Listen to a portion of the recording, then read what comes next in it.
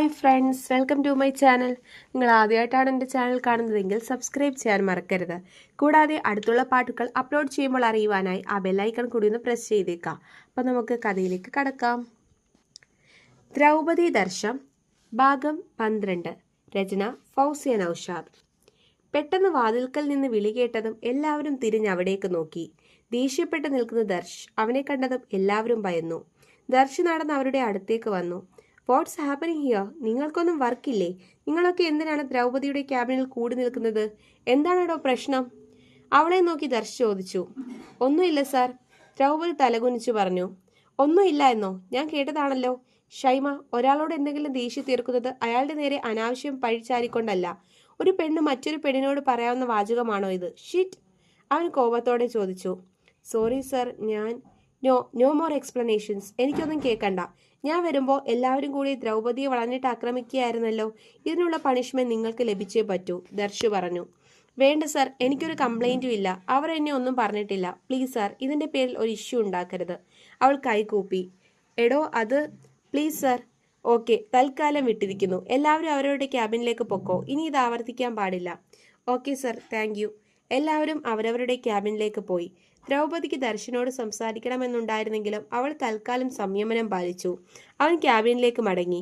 അന്ന് വൈകിട്ട് നേരത്തെ പോവാനൊരുങ്ങി അവൾ ദർശിന്റെ ക്യാബിനിലേക്ക് ചെന്നു. സർ, എനിക്ക് പോകണമായിരുന്നു. അവൻ അതിശയത്തോടെ അവളെ നോക്കി. എന്തിന്? എനിക്ക് പോകണം സാർ, ഒരു പേഴ്സണൽ ആവശ്യം. ഞാനങ്ങ് വന്നോളാം. ഓക്കെ, എന്താണെന്ന് ഞാൻ ചോദിക്കുന്നില്ല. പോയി വരൂ. അവൾ പുറത്തേക്കിറങ്ങി. എന്തിനാണെന്ന് അവന് സംശയം തോന്നിയെങ്കിലും അവളുടെ സ്വകാര്യതയിൽ ഇടപെടാൻ അവൻ ഇഷ്ടപ്പെട്ടില്ല. ദ്രൗപദി നേരെ പോയത് മറ്റൊരു ഹോസ്റ്റലിലേക്കായിരുന്നു. അവിടുത്തെ വാർഡനെ കണ്ട് തന്റെ ആവശ്യം ഉണർത്തിച്ചു. അവർ കുറെ ഡിമാൻഡ്സ് നിരത്തി. കൃത്യം 6 മണിക്ക് മുന്നേ ഹോസ്റ്റലിൽ കയറണം. എവിടെ പോകണമെങ്കിലും എന്നോട് പറഞ്ഞിട്ട് വേണം പോകാൻ. അന്യരായ ആരും തിരക്കി വരാൻ പാടില്ല. അതൊക്കെ അവൾ സമ്മതിച്ചു. നാളെ താമസമാവാം എന്ന് പറഞ്ഞ് അവൾ അവിടെ നിന്നിറങ്ങി. നേരെ ദർശിന്റെ ഔട്ട് ഹൗസിലെത്തി. ദർശ് എത്തിയിട്ടുണ്ടായിരുന്നില്ല. വാതിൽ തുറന്നവൾ അകത്തു കയറി. ഒന്ന് ഫ്രഷായി ഇറങ്ങി. അവിടുത്തെ ഓരോ ഇടങ്ങളും അവൾ നോക്കി. ഓരോ രംഗങ്ങൾ അവളുടെ മനസ്സിലേക്ക് വന്നു. അന്ന് ദർശുമായി അടിയുണ്ടാക്കിയ രാത്രി. ഇത്രയും നാൾ തനിക്കിവിടെ ഇടം നൽകിയ ദർശിന്റെ വലിയ മനസ്സ് കാരണം എന്തോ ഇവിടെ നിന്ന് പോകാൻ മനസ്സ് വരുന്നില്ല. അറിയാതെയാണെങ്കിലും ഹൃദയത്തിൽ വലിയൊരു സ്ഥാനം ദർശിനുണ്ട്. ഓരോന്നാലോചിച്ചിരിക്കുമ്പോൾ ദർശു വന്നു. ഒഫീഷ്യൽ വേഷത്തിലായിരുന്നില്ല. വീട്ടിൽ പോയി ഫ്രഷായി റെഡ് ഷർട്ടും ജീൻസും ധരിച്ച് നല്ല സുമുഖനായിട്ടാണ് വരവ്. അവളെ കണ്ടതും അവന്റെ കണ്ണുകൾ വിടർന്നു. ആഹാ, എത്തിയോ? എവിടെ പോയതടോ? ഞാൻ നാളെ ഇവിടെ നിന്ന് മാറുകയാ. അവൾ പറഞ്ഞത് കേട്ട് ദർശിന്റെ മുഖം വല്ലാതായി. മാറുകയോ? എവിടേക്ക്? അവൾ അത്ഭുതത്തോടെ ചോദിച്ചു. പുതിയൊരു ഹോസ്റ്റൽ കണ്ടെത്തി അഡ്മിഷൻ എടുത്തിട്ടുണ്ട്. നാളെ തന്നെ താമസമാക്കാമെന്നും പറഞ്ഞിട്ടുണ്ട്. അല്ല, പെട്ടെന്ന് ഇങ്ങനെ ഒരു തീരുമാനം എടുക്കാൻ? ഇനി ഞാനിവിടെ നിന്നാൽ ശരിയാവില്ല. എൻഗേജ്മെന്റ് ഉറപ്പിച്ച ഒരാളുടെ കൂടെ. അത് ശരിയാവില്ല ദർശ്. ഒന്നുമില്ലെങ്കിലും ആ കുട്ടി ഇതറിഞ്ഞാ എന്ത് കരുതും? എന്ന് വെച്ച് നമ്മൾ തമ്മിലുള്ള സൗഹൃദത്തിന് ഒരു വിള്ളലും വീഴില്ല കേട്ടോ. എനിക്ക് ഇത്ര നാൾ ഇടം നൽകി, നല്ലൊരു ജോലി നൽകി. അതിനൊക്കെ ഒരുപാട് നന്ദിയുണ്ട്. ദർശ് കുറച്ചുനേരം മിണ്ടാതെ നിന്ന ശേഷം തുടർന്നു. ഏയ്, നന്ദിയോ മറ്റു ഉപഹാരങ്ങളോ പ്രതീക്ഷയല്ല ഞാൻ ഇതൊന്നും ചെയ്തത്. ഒന്നുകൂടെ ആലോചിച്ചു പോരെ ശിവ. ഇവിടെ നിന്ന് മാറണോ? അവന്റെ ആ വിളിയിൽ അവളൊന്നു പിടഞ്ഞു. വേണം ദർശ്, മാറിയേ പറ്റൂ. എന്നോടൊന്നും ചോദിക്കരുത്. അവൾ അകത്തേക്ക് പോയതും എന്ത് വേണമെന്നറിയാതെ ദർശ് മൂകമായി നിന്നു. അന്ന് രാത്രി ദർശ് ഔട്ട് ഹൗസിൽ തങ്ങി. ഒരുമിച്ച് ആഹാരം കഴിക്കാതിരുന്നിട്ടും അവർ ഒന്നും തന്നെ ഉരിയാടിയില്ല. ദർശിന്റെ മനസ്സിൽ എന്തോ വല്ലാത്ത സങ്കടമായിരുന്നു. അറിയാതെയാണെങ്കിലും ദ്രൗപദിയോട് ഒരു ഇഷ്ടമുണ്ടായിരുന്നു ഉള്ളിൽ. പക്ഷേ പെട്ടെന്ന് അവൾ പോവുകയാണെന്ന് പറയുമ്പോൾ വല്ലാത്തൊരു ശൂന്യത. പിറ്റേന്ന് രാവിലെ തന്നെ അവൾ ഡ്രസ്സൊക്കെ പാക്ക് ചെയ്ത് പോവാൻ റെഡിയായി വന്നു. ദർശും കമ്പനിയിലേക്ക് പോവാൻ ഒരുങ്ങിയിരുന്നു. അവൾ അവനെ നോക്കി ഒന്ന് പുഞ്ചിരിച്ചു. ഇന്നെനിക്ക് ഹാഫ് ഡേ ലീവ് വേണം ട്ടോ. ഞാൻ ഉച്ചയ്ക്ക് വന്നോളാം. റൂമിൽ പോയി എല്ലാം ഒന്ന് സെറ്റ് ചെയ്യണം, അവൾ ഉത്സാഹത്തോടെ പറഞ്ഞു. ഞാൻ ഡ്രോപ്പ് ചെയ്യാം. ഓക്കെ. അവൻ അവളുടെ ബാഗ് എടുത്ത് കാറിൽ വെച്ചു. രണ്ടാളും കാറിൽ കയറി. അപ്പോൾ ഒരു യാത്ര പറയലില്ല ദർശ്. കാരണം ഇനിയും നമുക്ക് കാണാമല്ലോ എന്നും. ജസ്റ്റ് താമസം മാറിയിട്ടല്ലേ ഉള്ളൂ. നമ്മളെന്നും നല്ല ഫ്രണ്ട്സ് ആയിരിക്കും. Thank you for everything. ഈ കടമൊക്കെ ഞാൻ പതിയെ വീട്ടിക്കൊള്ളാം, ദ്രൗപദി പറഞ്ഞു. കടമോ? എന്തിന്? ഞാനതിന് നിനക്ക് കടം തന്നിട്ടില്ലല്ലോ ഡി. ഒരു സുഹൃത്തിന് ചെയ്യുന്ന ഉപകാരം അത്രേ കരുതിയിട്ടുള്ളൂ. എന്തായാലും തന്റെ വലിയ മനസ്സിന് നന്ദിയുണ്ട് ദർശ്. ഞാൻ എന്നാ പോവട്ടെ, ഉച്ചയ്ക്ക് കാണാം. അവൾ ഹോസ്റ്റലിന് മുന്നിൽ ഇറങ്ങി. അവനെ കൈവീശി കാണിച്ചു. അവൾ അകത്ത് കയറി എന്ന് ഉറപ്പുവരുത്തിയ ശേഷമാണ് അവൻ കാർ സ്റ്റാർട്ട് ചെയ്തത്. ദ്രൗപദി ഹോസ്റ്റൽ മെട്രോനെ കണ്ടു. അവർ റൂം കീ നൽകി. 2nd ഫ്ലോറിൽ 3-ാമത്തെ മുറി. ഒരു നേഴ്സാണ് തന്റെ roommate. Okay, thank you madam. അവൾ ബാഗുമെടുത്ത് മുറിയിലേക്ക് ചെന്നു. മുറിയുടെ വാതിൽ തട്ടിയതും സുന്ദരിയായ മെലിഞ്ഞ ഒരു പെൺകുട്ടി വാതിൽ തുറന്നു. ഹായ്, ആ കുട്ടി പുഞ്ചിരിച്ചു. കയറി വരൂ, മേട്രൻ പറഞ്ഞിരുന്നു പുതിയ റൂംമേറ്റ് ഉണ്ടെന്ന്. അവൾ അകത്തേക്ക് കയറി ബാഗ് ഒതുക്കി വെച്ചു.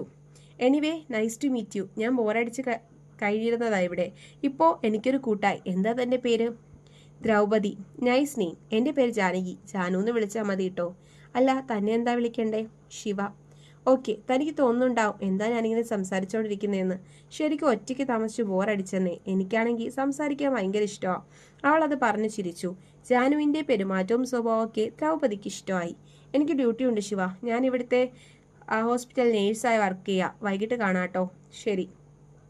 അവൾ അത് പറഞ്ഞ് ബാഗ് എടുത്ത് ധൃതിയിൽ നടന്നുപോയി. അവളുടെ പോക്ക് കണ്ട് ദ്രൗപദിക്ക് ചിരി വന്നു. അവൾ മുറിയിൽ അപ്പാടെ കണ്ണോടിച്ചു. നല്ല വൃത്തിയായി സൂക്ഷിച്ചിരിക്കുന്ന മുറി. 2 ബെഡുണ്ട്. എല്ലാം അതിൻ്റെതായ ചിട്ടയിൽ അടുക്കി വെച്ചിരിക്കുന്നു. സൈഡിലൊരു ജനാലയുണ്ട്. അവിടെ നിന്ന് നോക്കിയാൽ സിറ്റി കാണാം. ഹോസ്റ്റലിന്റെ താഴെ ഗേറ്റും അവിടേക്ക് വരുന്നവരെയും കാണാം. റോഡും വാഹനങ്ങളും കാണാം. നല്ല വായുസഞ്ചാരമുള്ള മുറി. അവൾക്കത് നന്ദി ഇഷ്ടപ്പെട്ടു. അവൾ ഫോൺ എടുത്ത് ദർശന് കോൾ ചെയ്തു. അല്പനേരം റിംഗ് ചെയ്ത ശേഷം കോൾ എടുത്തു. ഹലോ, എന്തായടോ? എന്താവാൻ, വന്നു, മുറി കിട്ടി, ഇപ്പോൾ സമാധാനമായി ഇവിടെ ഇരിക്കുന്നു. എങ്ങനെ, നല്ല മുറിയൊക്കെ തന്നെയാണോ? പിന്നല്ലാതെ, ഒരു നേഴ്സാണ് റൂംമേറ്റ്. നല്ല വൃത്തിയും വെടിപ്പുമുള്ള മുറി. എനിക്കിഷ്ടമായി. നന്നായി, ഇപ്പോഴാണ് സമാധാനമായത്. ഉച്ചയ്ക്ക് വരുമല്ലോ അല്ലേ? തീർച്ചയായും വന്നിരിക്കും. ശരി. കോള് കട്ടായി. ഉച്ചയ്ക്ക് തന്നെ ഒരുങ്ങി കമ്പനിയിലേക്ക് പുറപ്പെട്ടു. ദർശിന്റെ ക്യാബിനിലേക്ക് ചെന്നതും ആളൊന്ന് മനോഹരമായി പുഞ്ചിരിച്ചു. തന്നെ നോക്കിയിരിക്കായിരുന്നു ഞാൻ. ആഹാരം കഴിച്ചോ ശിവ? ഞാൻ കഴിച്ചു, ഹോസ്റ്റൽ മെസ്സിൽ നിന്ന്. അവിടുത്തെ ഫുഡൊക്കെ എങ്ങനെയുണ്ട്? നല്ലതാണ് സർ. എവിടെയെന്നോ എന്തെന്നോ ഇല്ലാത്ത നടക്കുന്ന എനിക്ക് ഇത് തന്നെ വലുതാണ്. ഞാൻ സംതൃപ്തയാണ്. ഓക്കെ, ഷ്യാമിൻ്റെ ശല്യം വല്ലതും ഉണ്ടെങ്കിൽ അപ്പോഴെന്നെ അറിയിക്കണം.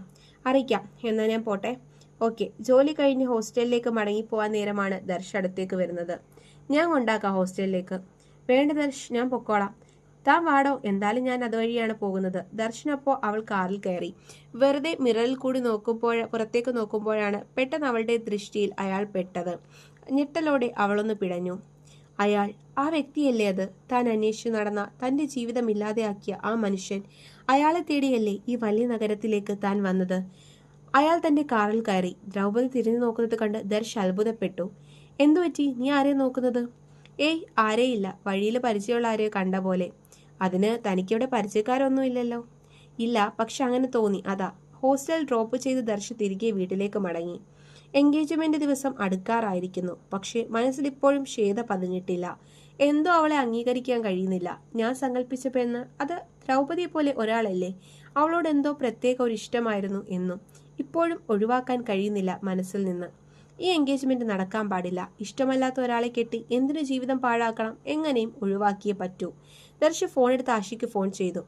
എടാ, എന്താടാ കണ്ണ? എടാ, എനിക്ക് എൻഗേജ്മെന്റ് വേണ്ടടാ. വേണ്ടെന്നോ? നീ എന്തായി പറയുന്നേ? കുറെ നാൾ മുന്നേ പറഞ്ഞു വെച്ചതല്ലേ ശ്വേതയും നീയും തമ്മിലുള്ള വിവാഹം. എന്നിട്ട് പെട്ടെന്നിപ്പോ ഇങ്ങനെയൊക്കെ പറഞ്ഞാൽ എങ്ങനെ ശരിയാവും? എനിക്ക് അംഗീകരിക്കാൻ പറ്റുന്നില്ലടാ അവളെ. എനിക്ക് അവളെ സ്വീകരിക്കാൻ കഴിയില്ല. ഇത്ര നാൾ ഇങ്ങനെ അല്ലായിരുന്നല്ലോ നീ. എന്തുപറ്റി? നിന്റെ മനസ്സിൽ വേറെ ആരെങ്കിലും? ആഷ് സംശയത്തോടെ ചോദിച്ചു. അതെ, എന്റെ മനസ്സിൽ അവളാടാ. കോപ്പേ, നീ ആരാണെന്ന് വെച്ചാൽ നേരെ ചൊവ്വേ പറയേ. അത് ദ്രൗപദി. ദ്രൗപദിയോ? എടാ കള്ളക്കണ്ണാ, എന്ന് തുടങ്ങി നിനക്ക് അവളോട് ഈ അനുരാഗം? അല്ല, ശരിക്കും നിനക്ക് അവളെ ഇഷ്ടമാണോ? എനിക്കറിയില്ലടാ. അവളെ കാണുമ്പോഴൊക്കെ പഴയ എന്തോ ബന്ധമുള്ളതായിട്ടാ എനിക്ക് തോന്നുന്നത്. അവളോട് സംസാരിക്കുമ്പോഴൊക്കെ വല്ലാത്തൊരു അനുഭൂതി. അപ്പൊ നമ്മുടെ കാര്യത്തിൽ തീരുമാനമായി. ഇത് നിന്റെ അച്ഛനും പിന്നെ ആ ശ്വേതയുടെ അച്ഛൻ ശിവദാസും കൂടി കേൾക്കണം. ദൈവമേ, പിന്നെ എൻ്റെ ശവം എടുക്കാം. നീ എന്താണ് ഇങ്ങനെയൊക്കെ പറയുന്നത്? എങ്ങനെയും നീ എൻഗേജ്മെന്റ് ഒന്ന് മുടക്കി തടാ പ്ലീസ്. നീ സമാധാനപ്പെടാം, നമുക്ക് പ്ലാൻ ഉണ്ടാക്കാം. ഞാനൊന്ന് ആലോചിക്കട്ടെ. ഓക്കെ. കാൾ കട്ടായി. ദർശന് വല്ലാത്ത സന്തോഷം തോന്നി. അപ്പോഴാണ് വീണ്ടും കോൾ. അവൻ ഫോൺ നോക്കി. ശ്വേത എന്ന പേര് തെളിഞ്ഞു. ആ സന്തോഷമൊക്കെ പാടെ മാഞ്ഞു. അവൻ കോൾ എടുത്തു. ഹലോ ദേവ. ഹായ് ശ്വേത. എന്താ എന്നെ വിളിക്കാത്തത്? എത്ര ദിവസമായി എന്നോടൊന്ന് നല്ലപോലെ മിണ്ടിയിട്ട്? അവൾ പരിഭവങ്ങളുടെ കെട്ട് തുറന്നു. സമയമില്ലായിരുന്നു ശ്വേത, കുറച്ച് തിരക്കായിപ്പോയി. അല്ലെങ്കിലും എന്നെ ഓർക്കാൻ ഇപ്പൊ എവിടെ സമയം? ഒന്നുമില്ലെങ്കിലും കെട്ടാൻ പോകുന്ന പെണ്ണാണെന്നൊരു ചിന്ത വേണ്ടേ? അവൻ അത് കേട്ട് മൗനം പാലിച്ചു. എന്താ മിണ്ടാത്തത്? I am waiting for our engagement day. I am very much excited. തൻ്റെ ജോലിയൊക്കെ എങ്ങനെ പോകുന്നു? It's going good. പിന്നെ ഇന്ന് വരുമോ Deva? I want to see you. Sorry Shweta, ഇന്ന് കുറച്ച് വർക്ക് ബാക്കിയുണ്ട്, പിന്നെ ആവട്ടെ, ഐ കോൾ യു ലേറ്റർ. അവൻ അമർഷത്തോടെ ഫോൺ വെച്ചു. എന്തോ അവളുടെ സ്വഭാവം ഇഷ്ടപ്പെടുന്നില്ല. മുമ്പും അങ്ങനെ തന്നെയായിരുന്നു. അച്ഛൻ്റെ ഇഷ്ടം പോലെ കണ്ടുപിടിച്ച ബന്ധമായിരുന്നു ഇത്. ഉറ്റ സുഹൃത്തിൻ്റെ മകൾ. തൻ്റെ ഇഷ്ടമോ എതിർപ്പോ ആരും വകവെച്ചില്ല. അങ്ങനെ ഇരിക്കുമ്പോൾ വീണ്ടും ആശയുടെ കോൾ. എടാ, ഒരു വഴിയുണ്ട്. പറയടാ. നീ അവളെ വിളിക്ക്. നിന്റെ ഇഷ്ടം അവളോട് പറ, എല്ലാം പറ. നിനക്കെന്താടാ, വട്ടായോ? ചാടിക്കയറി അവളോട് ഇഷ്ടം പറഞ്ഞാൽ അവൾ സമ്മതിക്കുമെന്ന് നിനക്ക് തോന്നുന്നുണ്ടോ?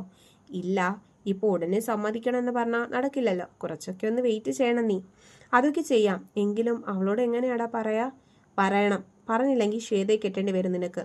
നോ വേ, അതിനെനിക്ക് എന്തായാലും വയ്യ. അതിലും ഭേദം വല്ല ട്രെയിനിലും തലവെക്കുന്നതാ. പറഞ്ഞിട്ട് കാര്യമില്ല, നീ വേഗം ഒക്കെ ഒന്ന് സെറ്റാക്കാൻ നോക്ക്. ഓക്കെ. ദ്രൗപദി ഹോസ്റ്റൽ മുറിയിൽ വിശ്രമിക്കുമ്പോഴാണ് വാർഡൻ മുറിയിലേക്ക് വന്നത്. ദ്രൗപദി, തനിക്കൊരു വിസിറ്റർ ഉണ്ട്, താഴെ വെയിറ്റ് ചെയ്യുന്നുണ്ട്. അവള് അത് വന്ന് പറയുമ്പോൾ അവളൊന്ന് ഞെട്ടി. ദർശാവുമോ അല്ലേ ആശി? അവർ രണ്ടാളുമേ വരാനിടയുള്ളൂ. അവളൊരു ഷോൾ എടുത്ത് ടോപ്പിന്റെ മുകളിലൂടെ ഒന്ന് ദേഹത്ത് ചുറ്റിയ ശേഷം താഴേക്ക് ചെന്നു. സന്ദർശക മുറിയിലിരിക്കുന്ന വ്യക്തിയെ കണ്ട് അവളൊന്ന് ഭയന്നു. തുടരും. അപ്പോൾ നിങ്ങൾക്ക് എൻ്റെ കഥ ഇഷ്ടമായെങ്കിൽ ലൈക്ക് ചെയ്യാനും ഷെയർ ചെയ്യാനും കമൻറ്റ് ചെയ്യാനും മറക്കണ്ട. നന്ദി.